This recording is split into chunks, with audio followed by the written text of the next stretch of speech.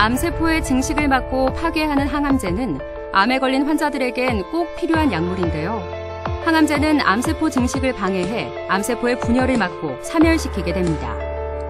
항암제에는 여러 가지 종류가 있고 작용하는 기전도 다양한데요. 항암제 선택은 환자의 암이 무엇인지 암의 상태와 성격에 따라 달라집니다. 항암제는 크게 세포 독성 항암제, 표적 항암제와 면역 항암제 등으로 분류합니다. 세포 독성 항암제도 작용 기전에 따라 알킬화제, 대사기량제, 유사분열 억제제 등으로 세분하며 표적 항암제도 작용 기전에 따라 신호전달 억제제, 신생혈관 억제제 등으로 나눕니다. 면역 항암제는 T세포 면역 조절제, 암백신, 항암 바이러스 등으로 분류할 수 있습니다.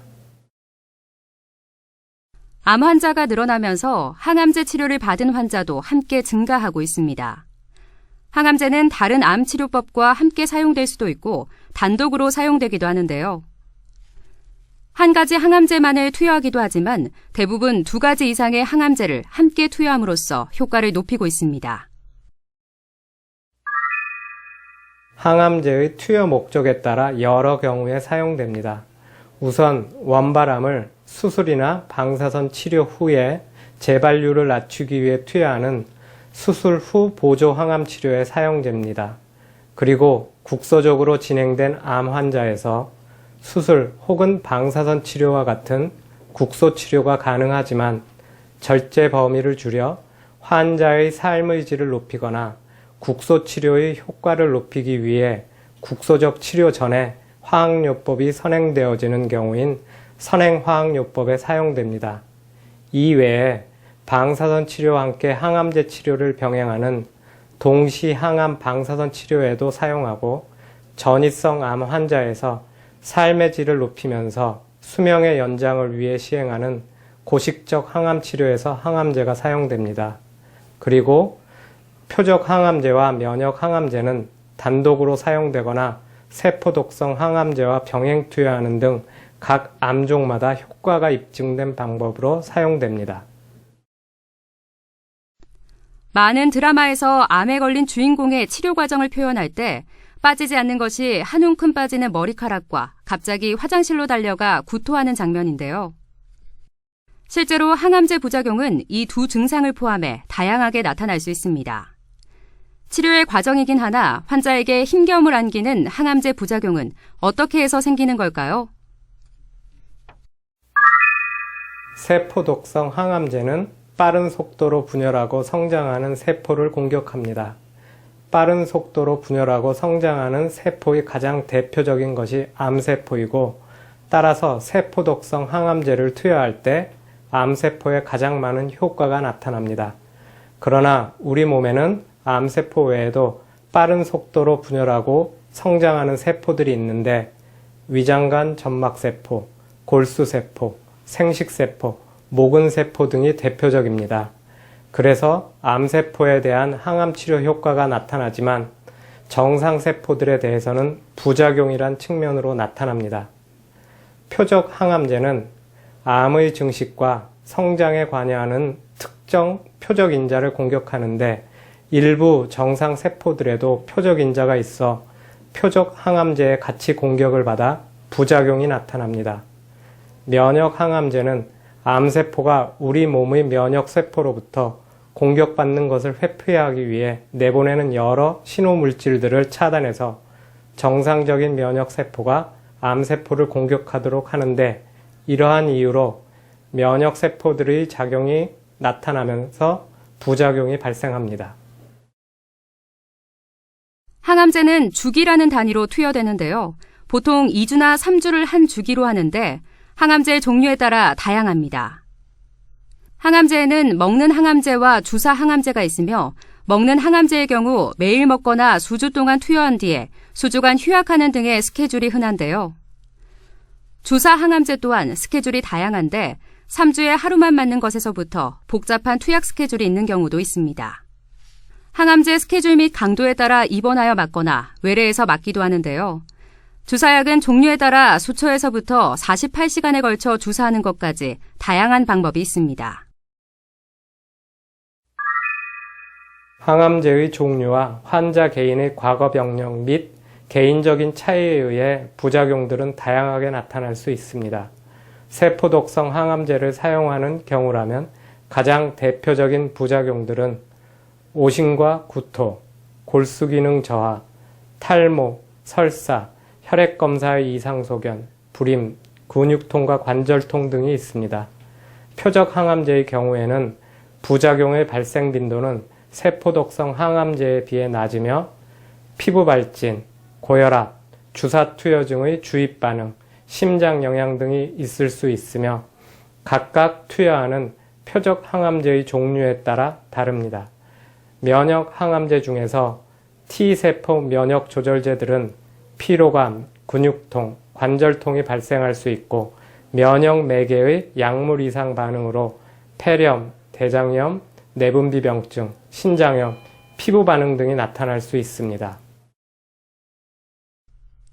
항암제가 투약되는 동안 정상세포가 손상되면서 부작용이 나타납니다. 환자와 보호자는 부작용 내용과 그에 따른 관리 방법을 알고 잘 대처할 수 있어야 하는데요. 예를 들어 항암제를 정맥주사를 통해 투여 시 통증이 있는 경우 항암제가 혈관 밖으로 샌다는 것을 의미할 수 있으므로 바로 의료진에게 알려야 합니다. 항암제 투여 전에 의료진이 항암제 치료 시에 발생할 수 있는 여러 가지 부작용들과 부작용의 증상 정도에 따른 대처법을 미리 설명해 드립니다. 이를 통해 본인에게 나타날 수 있는 부작용들과 대처법을 기억하고 필요한 조치를 취하지만 만약 의문이 생기거나 증상이 심해 일상생활에 지장을 줄 정도면 병원에 문의해서 상담을 받으시는 것이 가장 적절한 대처법으로 여겨집니다. 예를 들면 항암제 투여 후 오심과 구토가 발생할 경우 병원에서 미리 처방받은 약을 복용해 증상이 가라앉을 경우에는 일상생활을 하며 지내지만 약을 복용해도 증상이 악화되어 음식물 섭취가 힘들어지면 탈수와 영양 부족을 치료하기 위해 병원에 내원해 적절한 치료를 받아야 합니다. 만약 치료 중에 일상생활에 지장이 없을 정도이고 병원에 문의할 정도로 심하지 않은 경우라면 다음 항암 치료를 위해 병원에 방문할 때 메모를 해서 의료진에게 문의를 하시는 방법도 좋을 것 같습니다. 항암제를 먹는 동안 환자는 부작용으로 인해 힘들 수 있습니다. 그러나 항암제를 쓰지 않았다면 그만큼의 시간을 가지기 어려울 수도 있는 일인데요. 그 시간이 환자의 상태에 따라 짧을 수도 있고 길 수도 있으며 항암제를 맞을 때 생기는 부작용 또한 천차만별입니다. 항암제 투여가 끝나면 대부분의 부작용들이 사라지지만 일부 부작용들은 없어지기까지 몇 개월에서 몇 년까지 시간이 필요한 경우들도 있습니다. 아주 드물게 일부 부작용들은 계속 지속될 수 있기 때문에 항암제 투여 전에 이러한 부작용들의 발생을 방지하기 위해 여러 검사들을 시행합니다. 여기서 잠깐! 잘못된 의학상식을 바로잡아 건강도 지키고 상식도 키우는 Yes or No. 항암제 부작용이 적으면 효과가 없다는데 사실인가요? 정답은 NO입니다. 대부분의 경우에서 부작용의 정도와 항암제의 효과 사이에 밀접한 연관성은 없습니다. 잘못된 의학상식 깨치기 Yes or No 두 번째. 탈모는 모든 항암제에서 나타나는 부작용인가요? 정답은 NO입니다. 모든 항암제가 탈모를 일으키지는 않고 탈모를 일으킨다고 알려진 항암제 중에도 전체가 아닌 부분적으로 탈모를 일으키는 경우도 있습니다. 탈모는 항암제 치료가 끝나면 대부분에서 다시 회복됩니다. 항암제 치료 전 먹고 있던 약을 의료진에게 알려야 하는데요. 항암제와 약제 종류에 따라 서로 영향을 미칠 수 있기 때문입니다.